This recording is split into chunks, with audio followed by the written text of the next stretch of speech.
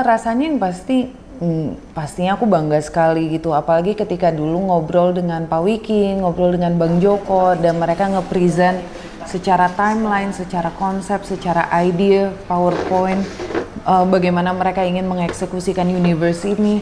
Aku bangga banget bisa dipercaya untuk bisa bergabung di sini gitu. Game changer, project ini game changer untuk perfilman Indonesia. Pas ini juga satu keberuntungan yang saya harus syukuri, dan saya tentunya berterima kasih untuk Mas Joko dan Mbak Upi dan juga produser dari Bumi Langit ini yang memberikan kepercayaan kepada saya untuk itu. Dan apalagi saya merasa tersanjung bahwa memang it's a challenge juga buat saya untuk melakukan ini yang selama hampir 50 tahun saya di dunia film, sudah 48 tahun, tapi saya belum pernah mendapatkan peran yang seperti ini.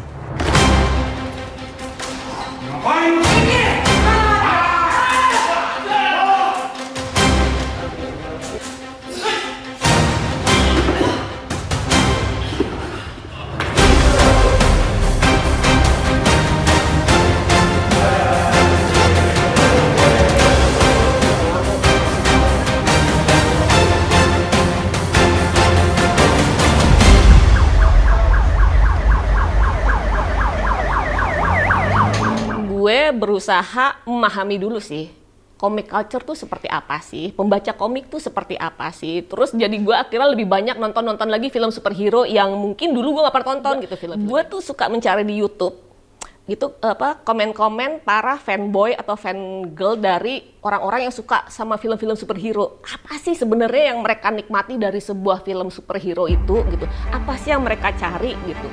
Jadi, terus gue juga berusaha menemukan formulanya, seperti apa sih formulanya film jagoan itu, film superhero itu gitu kan. Sampai akhirnya ya gue menemukan formula itu yang akhirnya gue aplikasikan ke Sri Asih ini. Gue bukan cuma hanya mempelajari karakter Sri Asih atau tokoh Sri Asih ini, tapi gue harus mempelajari tokoh-tokoh lain, tokoh-tokoh komik lain di luar Sri Asih.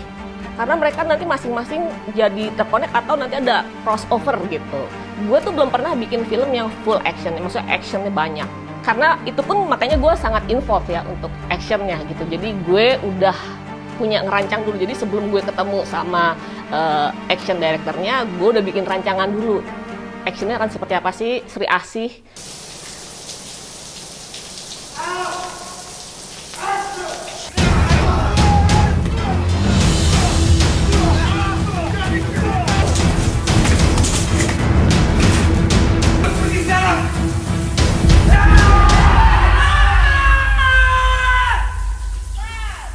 Tapi mungkin orang juga akan bertanya-tanya ya, seperti apa sih gitu kan, maksudnya prosesnya dia dari seorang Alana menjadi seorang Sri Asih gitu kan. Nah itu sebenarnya keunikan superhero kita daripada superhero di luar gitu kan. Mungkin kalau superhero di luar itu prosesnya kalau nggak futuristik, alien, robot yang diciptakan gitu kan. Tapi kalau di kita dekat dengan budaya mistis, urban legend, seperti itu. Jadi kekuatannya tuh datangnya dari situ. Dari dewa-dewi, titisan, jatuhnya tuh berupa titisan. Biasa aku ada rutinnya. Kalau misalkan memang kebutuhannya untuk karakter Alana, itu tuh aku udah ada proses menuju karakter Alana dari lagu-lagu yang aku dengerin, gambar-gambar yang aku lihat, ngerasain badannya orang-orang yang aku hangout, yang aku gunakan untuk research, untuk itu amat sangat ngebantu aku. Tetapi begitu ke Sri Asih, playlistku beda lagi. Terus juga feeling yang aku ciptakan begitu udah menggunakan kostum dan proses makeup.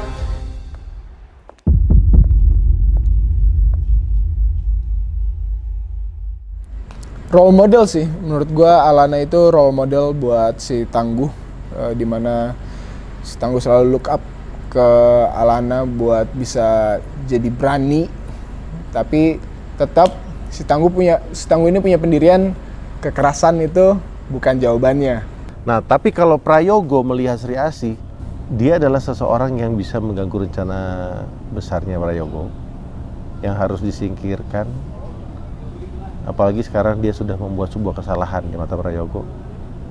Kesalahan itu mengakibatkan Prayogo luka.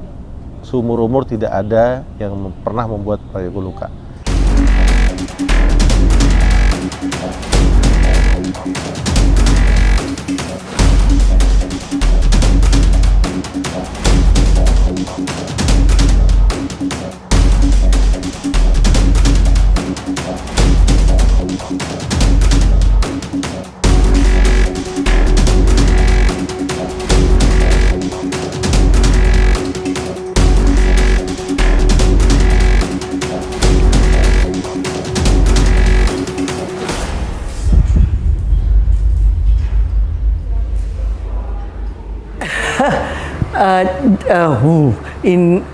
Luar biasa, ini pengalaman yang baru juga buat saya karena syuting di studio dengan banyak sekali tuntutan untuk dapat menciptakan artistik dan gambar yang seperti apa yang diinginkan, sehingga memang pemain nomor satu harus punya daya tahan tubuh yang kuat gitu ya.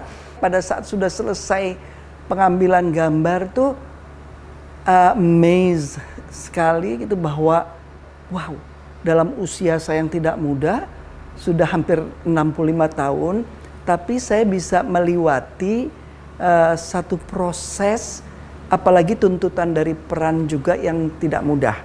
Karena saya di situ ada berdialog sebanyak 4 halaman dan penting. Itu tidak mudah, ditambah lagi pada saat pengambilan gambar adegan itu, adegan-adegan yang penting itu di rumah Eyang Mariani, saya sakit sebetulnya. Saya dalam kondisi yang sangat tidak fit, hampir 48 jam tidak tidur, mudah-mudahan tidak mengecewakan. Sampai saya bilang, wah luar biasa ini betul-betul seperti jihad ini melakukan syuting ini.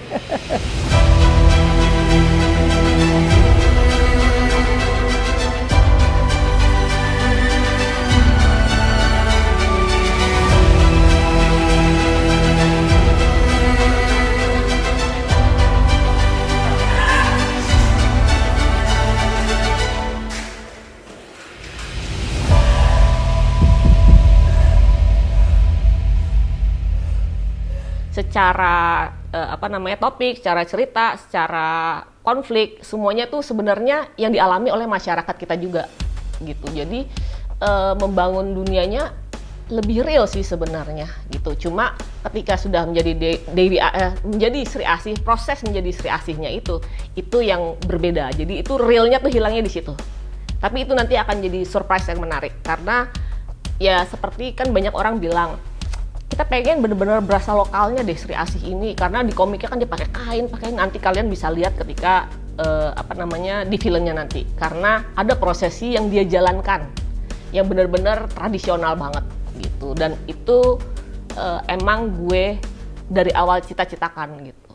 Setiap hari sulit, aku ada setelah menjalankan selama 1 tahun, aku masih ngerasa ini kok berat ya. Ini tuh sebetulnya gue bisa nggak sih, sebetulnya gue berkembang nggak sih, karena kan kalau aku ngerasa ya susah untuk menilai diri kita sendiri, tapi orang lain yang lebih gampang menilai. Dan aku ngerasa dengan pressure yang aku berikan kepada diri aku sendiri, itu membuat aku juga jadi lebih kritis terhadap performance diri aku sendiri. Ketika gue masih dalam proses mengerjakan, kita kan skripnya tuh bolak-balik, dia sudah mulai berlatih fighting duluan. Dan ketika gue melihat video-videonya, gue cukup amazed bahwa ini anak ternyata badass juga ya gitu, dan nekat juga itu anak gitu, dan dia benar-benar total melakukan semuanya gitu ya tanpa mengeluh. Dan dia tuh selalu bertanya sama gue bahwa apa sih yang gue pengenin dari karakter Sri Asih ini gitu, dan dia berusaha capai itu, dia berusaha kejar itu. Dia memang Sri Asih itu emang udah dia banget.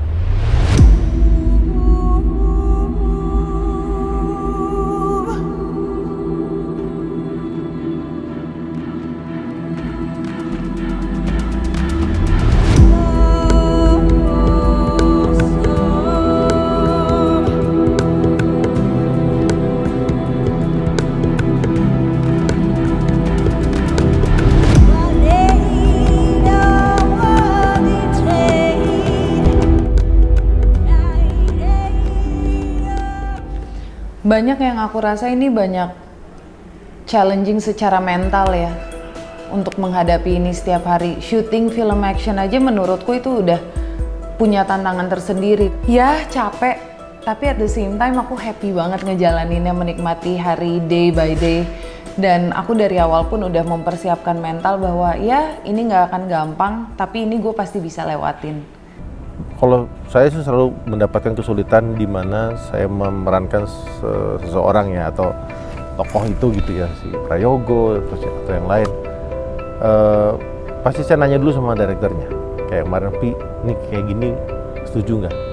Pi, kalau gue gini setuju nggak? Kalau orangnya gue ambil dari sini nih, gitu, setuju nggak?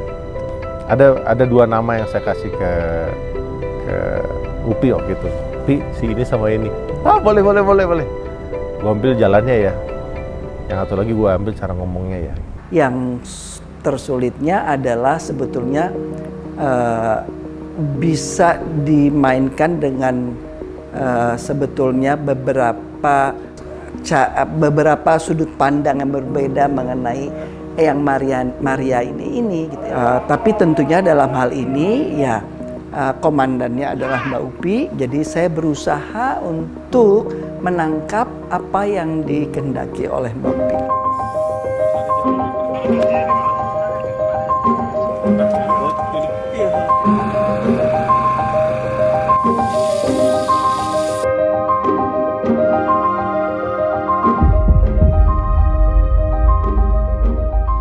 Ketika juga dalam perjalanan ini aku tahu Mbak Upi yang akan mendirect, menulis ceritanya, itu aku rasanya kayak oh my, it's like a dream come true to collaborate with Mbak Upi. Mbak Upi sangat detail. Saya merasakan itu pada saat Mbak Upi mendirect saya ya. Hal-hal yang hal-hal kecil tapi itu diperhatikan sekali sama Mbak Upi gitu ya. Dari mulai menjaga ritme jalannya Eyang Mariani gitu ataupun postur.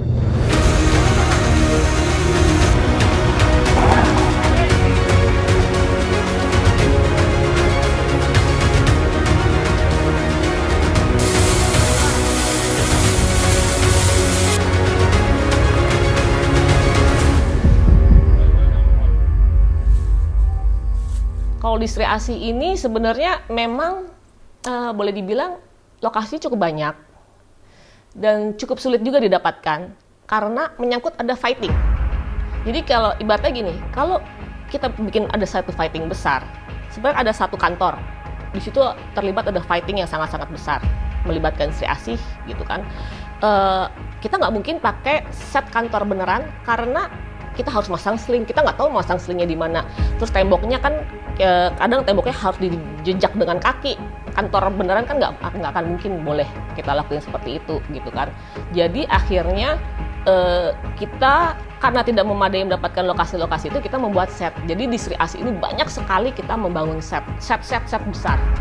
Kebutuhannya sebenarnya karena kita untuk fighting kita sangat banyak dan membutuhkan lokasi-lokasi yang cukup banyak juga.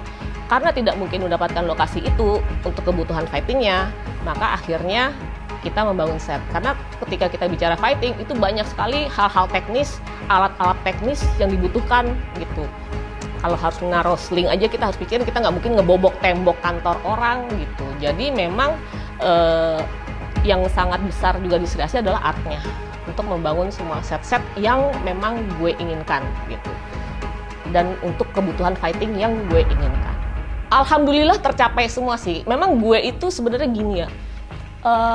Ketika kita syuting, sutradara tuh kan biasanya punya visinya, terus punya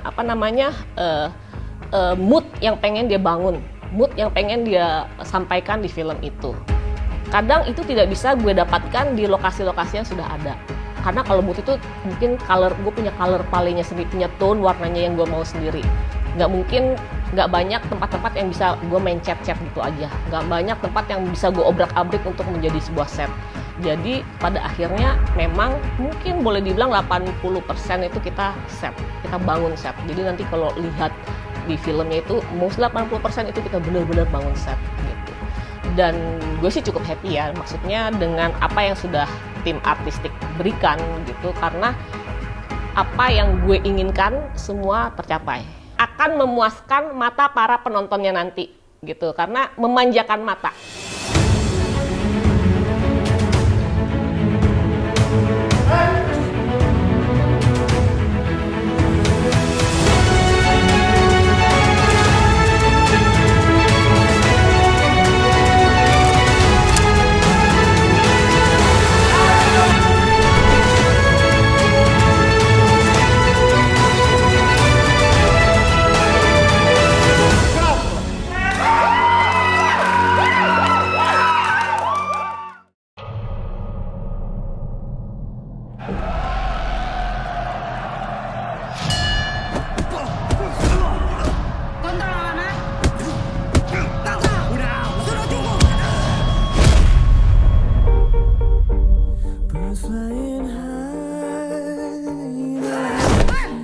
Jika kamu membiarkan kemarahan menguasai diri kamu, maka suatu hari dia akan menghancurkan diri kamu. Kita akan kalahkan dia. Populasi manusia di bumi ini sudah semakin banyak. Apakah itu adil? Kita harus berbagi dengan orang-orang miskin.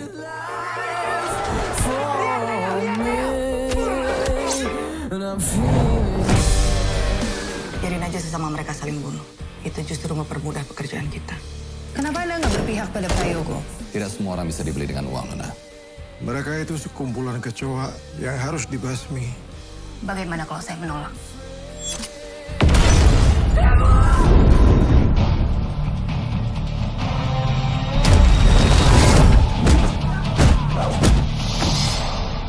Siapa perempuan ini sebenarnya? Ada yang ingin kami sampaikan. Jaga bumi. Itu nama kelompok kami. Yang mencatat, yang terus menelusuri dan menjaga garis keturunan Dewi Asih. Apa hubungannya ini semua dengan saya? Kamu adalah titisan Dewi Asih selanjutnya.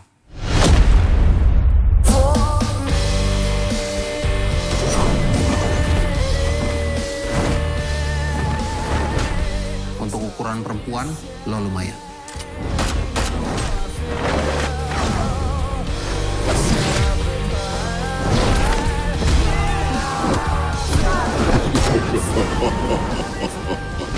Ada yang membangkitkan Panglima-Panglima Dewi Api. Dialah roh setan itu. Roh jahat yang penuh dengan kebencian.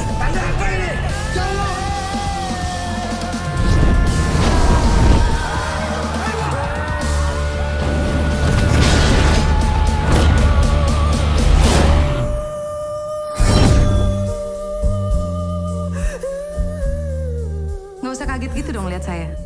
Biasa aja.